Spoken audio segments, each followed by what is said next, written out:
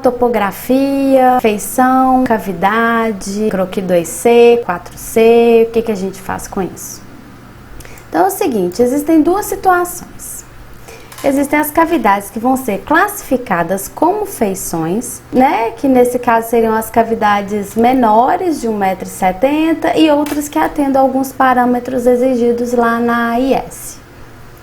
E a outra situação, a gente tem, digamos que um subitem, que são as cavidades menores de 5 metros de desenvolvimento linear, que elas podem ser avaliadas como baixa relevância, desde que sejam os parâmetros exigidos no parágrafo 12 da IN. Então, o que acontece? A IN não fala sobre um grau de mapeamento mínimo, mas o documento da IS diz que, no mínimo, o mapeamento tem que ser um mapeamento 2C para as feições ou 4C para as cavidades. O que seria o mapeamento 2C? O mapeamento 2C é um mapeamento mais simples, mais rápido. Ele você pode fazer com a bússola na mão, né? Bolha a bússola na mão, tira as medidas. E a representação gráfica dele vai ser feita nas estações topográficas, lá no campo. O 4C, você necessita, a única diferença é que você vai precisar de um tripé. Então, a bússola você vai colocar num tripé, uma bússola com uma precisão melhor, né? Ela vai estar nivelada também, bolhada, o tripé também nivelado em cada uma das estações. E a representação gráfica também, as medidas vão ser tiradas lá nas bases topográficas, nas estações topográficas. E aí, as cavidades menores de 1,70 m, elas podem ser classificadas como feição. Por que isso?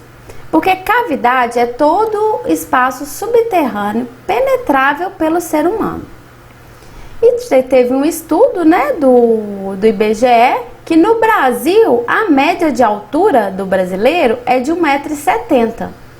Esse parâmetro ele foi apresentado no estudo espeleológico, ele foi apresentado e o órgão ambiental aceitou esse parâmetro e a gente consegue ver isso no parecer da Samarco. Então, né, a gente tem as cavidades que podem ser classificadas como feições, que são as menores de 1,70 m, e aí nelas a gente pode fazer o croquis 2C, um croquis mais rápido, menos preciso. E para as demais cavidades a gente vai fazer o croquis 4C. Só que isso tem aparecido vários problemas em relação a isso. O que acontece? Muitas vezes, o que você achou que entraria nos estudos como feição, ele acabou entrando como cavidade. E aí você fez um croquis 2C, fez um croquis com uma precisão menor, e ele não vai ser aceito ou ele não te dá as informações necessárias para calcular os dados espelhométricos para uma análise de relevância completa ou para essa cavidade entrar lá no parâmetro do parágrafo 12 da IN.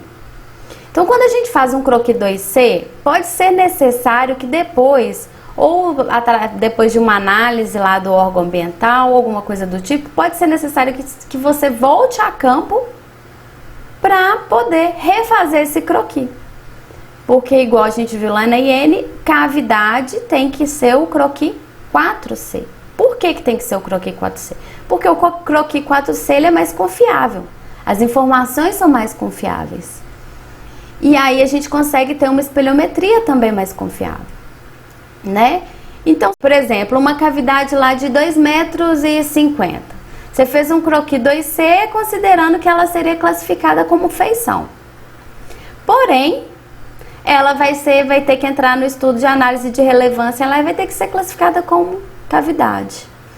E aí você vai ter que voltar no campo, vai ter que fazer o croquis 4C, vai perder tempo, vai perder dinheiro. Então, o que acontece, né? Dentro dessa avaliação equivocada, o que eu vejo acontecendo de erro em relação a isso? Os problemas recorrentes, né? Que acabam gerando essa necessidade de retorno a campo, que é uma coisa que a gente consegue evitar.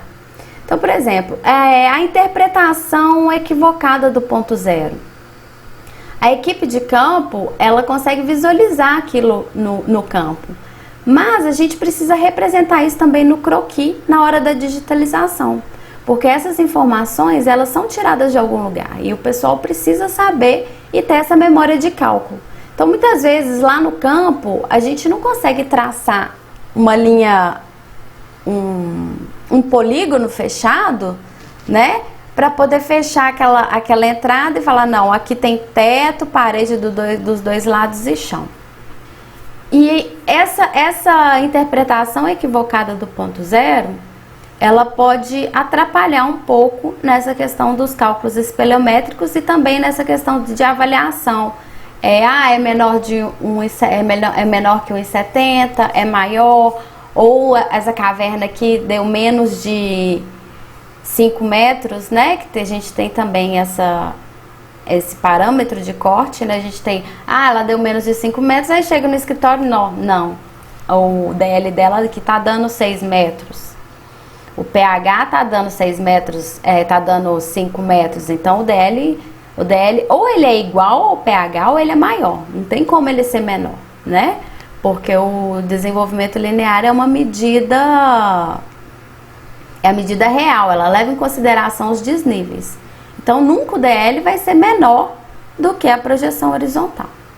Então essa interpretação equivocada do ponto zero pode atrapalhar e pode te fazer ter que voltar a campo depois, caso você faça um croquis 2C para as feições, para as cavidades, né, que você julgou como feição.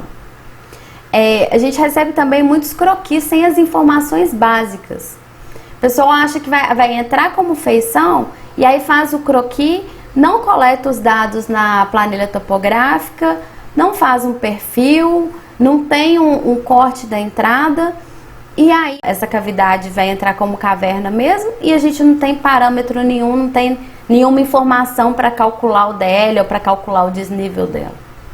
E aí, de novo, tem que voltar a campo para poder refazer esse croquis para coletar essas informações. Então, o que a gente precisa ter? A gente precisa ter, no mínimo, 2 bases topográficas. Uma base lá na entrada da caverna, do ponto zero para o interior da caverna, e uma outra base topográfica no fundo dessa caverna. E as informações de leitura dessas bases, elas precisam estar na planilha topográfica. Então, o que acontece? Quando a gente tem, no mínimo, essas 2 bases, a gente consegue fazer uma representação do perfil. A gente consegue fazer um corte da entrada.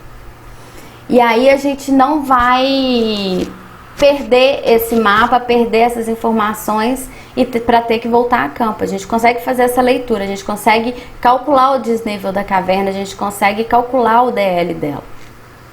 Isso eu tô falando principalmente para as cavernas pequenas, tá, pessoal? E aí a gente precisa ter essa representação, e de preferência a representação do perfil, ele precisa representar toda a extensão dessa caverna, para a gente ter uma informação mais correta do DL, do desnível, e para a gente conseguir ter uma representação mais fiel do que é aquilo. Então o que eu sugiro, né, para evitar esse retrabalho, evitar essas informações equivocadas, evitar ter que voltar a campo para refazer um croquis? O tempo que a gente perde fazendo um 2C e fazendo um 4C é muito pequeno comparando o tempo que você vai perder se você tiver que voltar a campo. Então, vale a pena sempre fazer o 4C, sempre ter essas representações e isso em mente para não ter que refazer tudo, não ter que voltar a campo. Então, eu acho que vale a pena, né?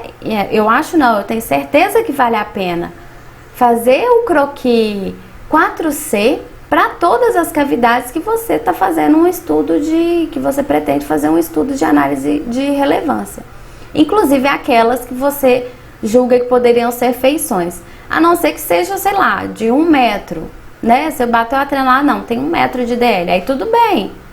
Mas está próximo do limite de corte ali, próximo de 1,70, faz o 4C para garantir, para você não ter que voltar a campo. E aí coletar todas as informações, anotar tudo na planilha, colocar sempre, né, no mínimo essas 2 bases topográficas e esse perfil representando toda a extensão da caverna para a gente conseguir fazer os cálculos espelhométricos depois. Então é isso. Espero ter ajudado um pouquinho. Quem gostou, deixa um like aqui no vídeo. Pode se inscrever também, que a gente vai enviar notificação quando tivermos mais vídeos como esse.